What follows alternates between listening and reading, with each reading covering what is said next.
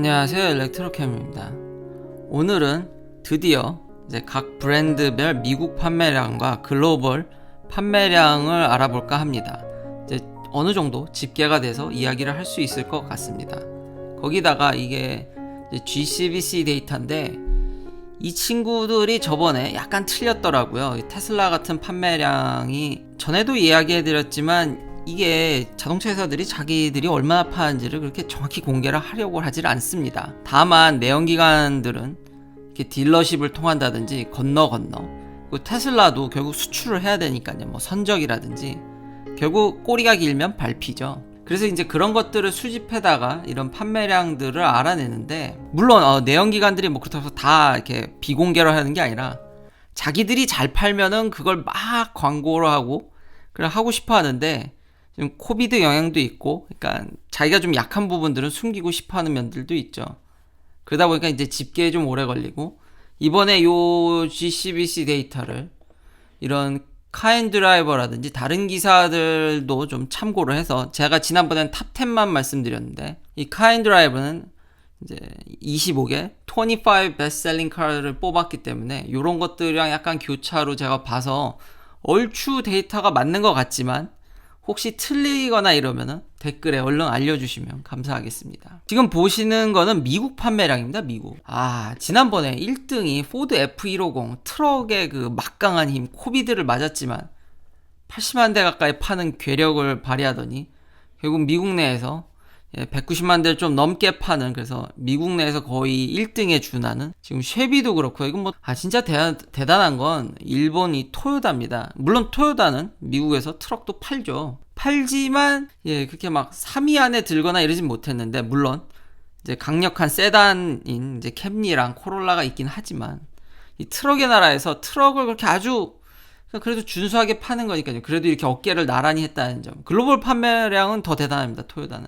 혼다도 장난 아니고요. 특히 제가 놀란 점은 현대와 기아입니다. 그러니까 오늘 이게 현대를 칭찬하고 싶으면은, 지금 이게 나중에 디테일한 데이터를 보여드리겠지만 요 박스 크기가 대략 한 50만 대입니다. 그러니까 현대 기아가 합쳐서 미국에서 한 100만 대 이상을 파는, 정말 괄목할 만한 성장과 미국에서 이제 절대 무시할 수 없는, 좀 자랑스럽고요. 근데 요것만 자랑스럽고, 잘 보시면은, 그러니까 참 이게 현대가 뭐랄까 잘하고 있는데 약간 좀 미래가 조금 불투명하다고 해야 될까요? 여기 보시면 지금 현대가 밀어야 되는 브랜드 하나가 안 보이실 겁니다. 바로 제네시스입니다. 안 보이는 이유는 너무 조금 팔아서 안 보이는 겁니다. 테슬라는 여기 있고 이제 독일 3사와 이제 꽤 비슷하게 팔았습니다. 자, 그러면 좀 더 디테일한 내용을 볼까요? 아까 박스에서도 알려드렸듯이 현대가 year to date로 한 61만 대, 그러니까 코비드를 맞았기 때문에 뭐 작년 대비 대부분 자동차 브랜드들이 다 이렇게 빨간색입니다. 그러니까 올해 다 많이 감소를 했고요. 기아는 한 5% 미만으로 막았기 때문에 굉장히 잘했다고 할 수 있고, 여기 58만 6천 대라고 보이죠. 그러니까 합치면 좋게 120만 대 가까이는 팔았으니까 굉장히 미국에서 한 자리를 꿰차고 있다라고 얘기할 수 있겠습니다. 아까 말씀드린 포드 190만 대, 쉐비 170만 대 정도 되겠습니다. 여기 문제 이제 제네시스죠. 제네시스는 2만 대를 채 팔지 못했습니다. 그리고 지난달에 그러니까 달 3,000대, 물론 이제 좀 성장을 했지만 여전히 2만 대 아래로 파는 좀 안타까운 모습이고요. 반면에 이제 다른 일본의 이제 잘 나가는 럭셔리 브랜드, 이제 렉서스는 한 30만 대. 보통 럭셔리 브랜드들이 한 30만 대씩은 팝니다. BMW도 좀 30만 대 좀 안 되게 팔았고요. 아까 이 그래프를 보면은 제네시스가 여기에 있습니다. 그러니까 얼마가 올라오는지 잘 안 보이시죠? 그러니까 이런 게 좀 이제 현대의 좀 문제죠. 그러니까 제네시스가 런칭한 지 제 기억으로 10년이 넘은 것 같은데, 아직까지 물론 일본의 다른 이제 렉서스를 제외한 뭐 닛산의 고급 브랜드인 인피니티라든지 에이큐라도 뭐 나름 뭐 판다고 할 수 있겠죠. 이렇게 안착을 했다고 사람들이 그렇게 평가하기도 하고 안 하기도 하는. 그러니까 왜냐면 보통 럭셔리 브랜드가 한 30만 대는 팔아야 되는데, 이 친구들이 뭐 한 10만 대, 잘해봐야 20만 대, 한 10만 대, 15만 대 수준이거든요.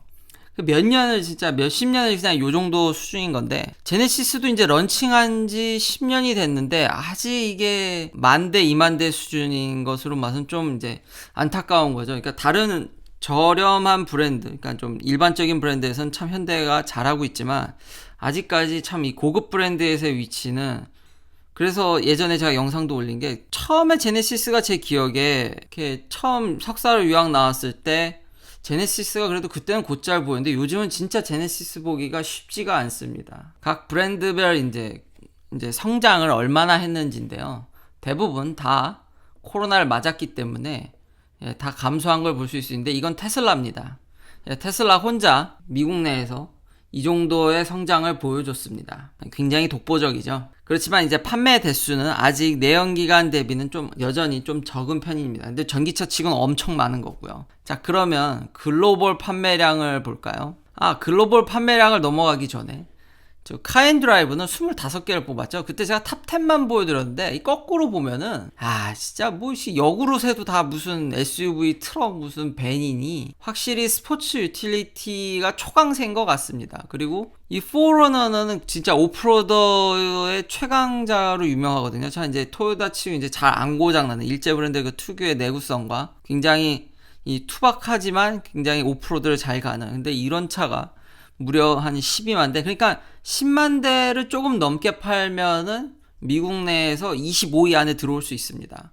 그러니까 이거 다시 이 랭킹을 보면 참 대단한 게, 현대기아차가 25위 안에, 지금 이 카엔드라이버가 뽑은 25위 안에 한 대도 없습니다, 올해. 근데 저 정도 판매량을 기록했다라는 게, 그러니까 진짜 1등 아주 괄목판하게 팔진 못하지만 온갖 군데서 모든 브랜드, 모든 차종들이 적당히 잘 이렇게 선전했다는 걸 알 수 있을 것 같고요. 다시 한번 SUV 집 체로키가 13만 대 팔아서 23위에 올랐는데, 요 다음이 이제 아마 닛산 이제 알티마, 그 다음에 이제 뭐 마즈다 CX-5, 그러니까 거의 뭐 이 25개 안에서도 트럭 아니면 다 SUV 뭐 다 이런 차들입니다. 자, 글로벌 판매량은요, 토요타가 1등을 차지했습니다. 800만 대를 팔았습니까? 옛날에는 1000만 대 이상을 팔면 1등이었지만 요즘은 코로나로 인해서 많이 감소했고, 아무래도 자동차 시장이 조금 줄어든 거, 제가 누누이 말씀드리지만 이 자동차 시장이 좀 팽창하지 않는다, 이렇게 크게 성장하고 있지 않다라는 점이 좀 줄어드는 면이 없지 않아 있고요. 2등은 원래는 항상 1등 했던 이제 폭스바겐이었는데 2등이 폭스바겐입니다. 대략 500만 대를 팔았습니다. 그러니까 과거에 천만 대 이상 팔던 영광에 비하면 많이 감소를 했죠. 16.8%나 감소를 했는데, 오히려 이런 코비드 상황에서 일본 브랜드들이 참 약진을 한다라는 게, 참 일본 친구들이 참 대단한 게,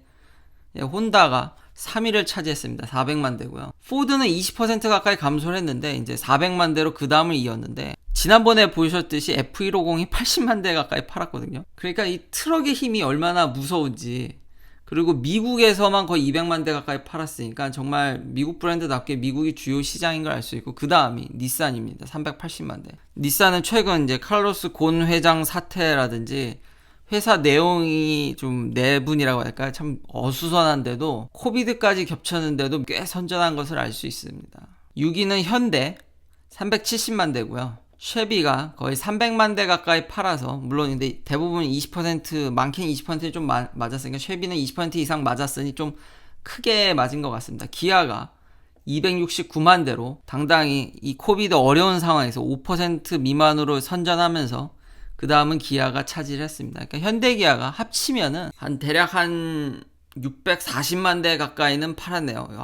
이 어려운 상황 속에서도 이 정도면은 확실히 대중적인 차에서는 초강세입니다. 벤츠가 240만 대고요. 그 다음이 BMW입니다.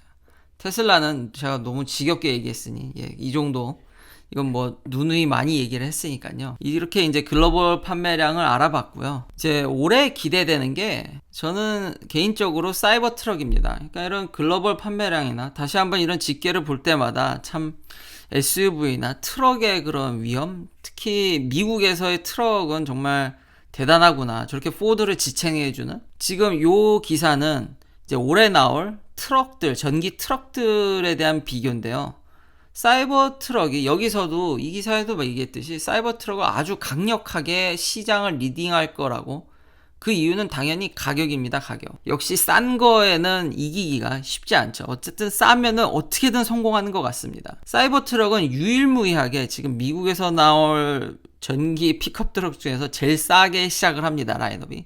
심지어 그 리비안도 이렇게 싸게 시작을 안 하는데 사이버 트럭만 유일하게 4만 불 이하부터, 물론 39,990불이니까 4만 불이라고 봐야겠지만 이때부터 유일하게 시작을 합니다. 물론 주행거리가 조금 짧긴 하지만 그래도 이렇게 저렴하게 내놓는다면 트럭이 초강생이 미국 시장에서 충분히 저는 어필할 수 있고요. 그럼 경쟁사가 이 가격을 따라올 수 있냐? 근데 힘들다라는 거를 제 채널을 오랫동안 구독하신 분이라면 알 수 있으시겠죠. 왜냐면 그런 공정 혁신이라든지 배터리 자체 생산이라든지, 자체 생산하니까 또 이걸 얘기를 안 할 수가 없는데, 오늘 기사를 보니까 이 테슬라가 파워팩이라고 배터리 팩을 팝니다. 물론 솔라셀도 팔죠. 테슬라가 파는 겁니다. 많은 분들이 솔라시티랑 자꾸 헷갈리시는데 테슬라가 솔라시티를 인수했기 때문에 테슬라 내에서 솔라셀을 팔고 있습니다. 이 파워팩을 파는데 지금까지 저는 이거를 저도 미처 몰랐는데, 우리가 이제 솔라 에너지, 솔라 패널에서 에너지가 생성이 되면 그걸 이제 DC로 바꿔서 우리가 이제 집으로 오는 AC로 바꾸려면 그 인버터가 필요합니다. 저 기사 내용은 뭐냐면 테슬라가 지금까지 인버터를 자기가 만들지 않고 있었다고 합니다. 사다가 썼었는데 이제는 이것도 자체 생산을 한답니다. 그러면서 이 인버터의 특장점이라면 OTA가 된다라든지, 이게 가장 크겠죠. 그러니까 와이파이로 이런 인버터를 통해서 완벽한 컨트롤을, 수직 계열화를 해서 완벽하게 그물망 네트워크로 에너지망도 잘 조절하겠다는 그런 테슬라의 비전이 보입니다. 근데 정말 자동차 회사가 정말 안 만드는 게 없네요. 정말 자체 생산 이러니까 테슬라는 도대체 어디까지 다 자기가 만들려고 하는지 참 무섭긴 합니다. 그래서 돌아와서 사이버 트럭은 한 가지 더 다시 한번 리마인드 해드리지만, 그 앞서 말한, 제가 채널에서 말한 그런 공정 혁신뿐만 아니라 색도 안 칠합니다. 페인트도 칠할 생각이 없습니다. 이 차는 찍어낼 거고 스틸을 사용할 거고, 특히 그 페인트 작업, 도장 작업이 의외로 돈이 많이 들어갑니다. 그리고 퀄리티 컨트롤, 퀄리티 체크, 퀄리티 인스펙션, 여튼 그 퀄리티를 이제 조절하거나 그 체크하는 부분에 있어서 도장 검사 같은 게 되게 까다로운데, 그런 거를 뭐 굳이 자동화할 필요 없이 홀라당 다 스킵할 수가 있겠죠. 거기서 오는 사이버 트럭의 가격 경쟁력은 어마무시할 것으로 생각이 됩니다. 그러니까 이게 좀 늦게 나온다는 얘기가 또 있는데, 그래도 요즘 많이들 이렇게 테슬라가 자기가 목표한 바보다 훨씬 당기니까 이번에 이걸 빨리 런칭을 해줘서 트럭 시장까지 밀고 간다면은 충분히 이 파이 안에서 테슬라가 좀 더 이렇게 그린에 가까워 아주 크게 차지하는 그런 모습을 볼 수 있지 않을까. 그러면 정말 전기차가 폭발적으로 성장하는 모습을 그때 보여드렸듯이 5%만 먹으면, 시장 점유율 5%를 넘게 되면 그런 콩나물 같이 쫙쫙 올라가는 그런 모습을 한번 기대해 보도록 하겠습니다. 긴 영상 시청해 주셔서 감사합니다. 내일도 테슬라 관련 이야기들로 찾아뵙겠습니다.